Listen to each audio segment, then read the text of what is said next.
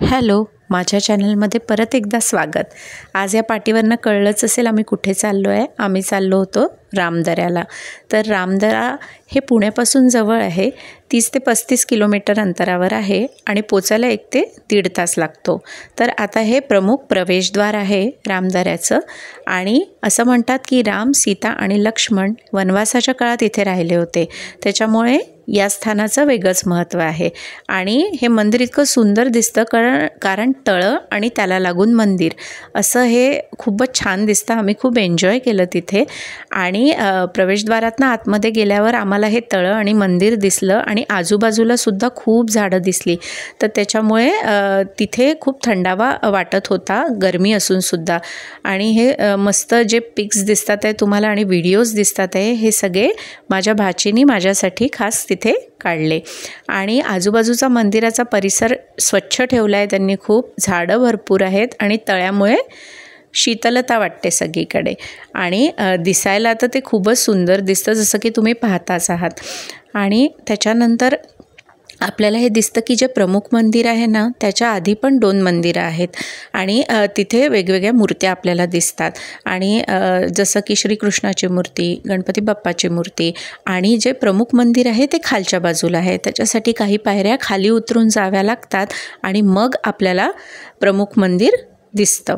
तर पायऱ्या खूप नाही आहेत, पण थोड्या पायऱ्या उतराव्या लागतात, त्याच्यामुळे खालच्या बाजूला ते मंदिर आहे।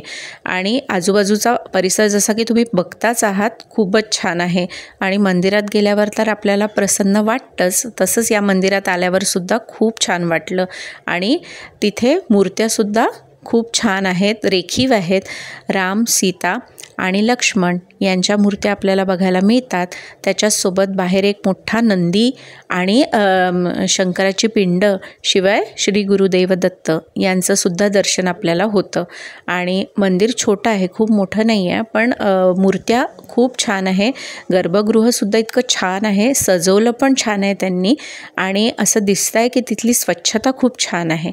आणि जसं की तुम्ही बघता आहे की त्यांनी मंदिराच्या भिंतींवर श्लोक लिहिलेले आहेत सगळीकडे, त्यानंतर सगळ्या संतांच्या मूर्ती आहेत लावलेल्या। शिवाय आपण जेव्हा प्रदक्षिणा घेतो ना तिथे, तेव्हा आपल्याला असं दिसतं की वेगवेगळ्या देवांच्या मूर्त्या त्यांनी भिंतींवर लावलेल्या आहे, त्यामुळे प्रदक्षिणा घालताना आपल्याला सगळ्याच देवांचं दर्शन होतं, जसं की श्रीकृष्ण, त्याच्यानंतर शंकर पार्वती।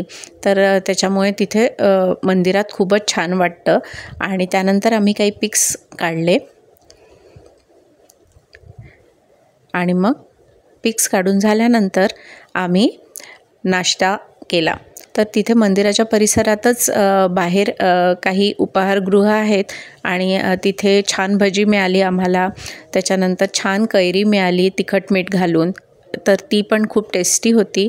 आणि आम्ही परत एकदा मंदिर बघितलं, कारण त्या मंदिरातनं बाहेर जावंसंच नव्हतं वाटत, इतकं ते सुंदर दिसत होतं, पण जावं तर लागणारच होतं, त्याच्यामुळे नंतर आम्ही परतीच्या प्रवासाला निघालो। आजच्या व्हिडिओत इतकंच।